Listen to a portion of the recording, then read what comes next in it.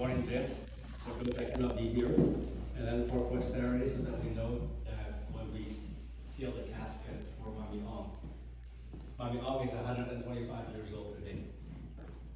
And if you notice on the program on her memorial, she has exactly 125 descendants plus spouses. What a coincidence. What a beautiful coincidence is that.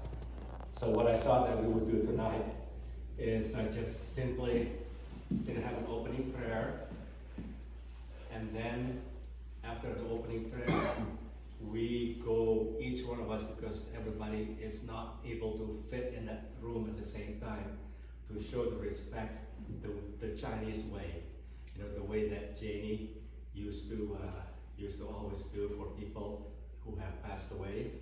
And we will start with Janie and Daddy, who is the oldest, and then Marvin and Virginia. No, you and yeah, and I'll do at the end, because I'll be doing some things. I'll try to entertain the people who are not actually doing and Vanessa is an expert in knowing what to do and paying respects the Chinese way.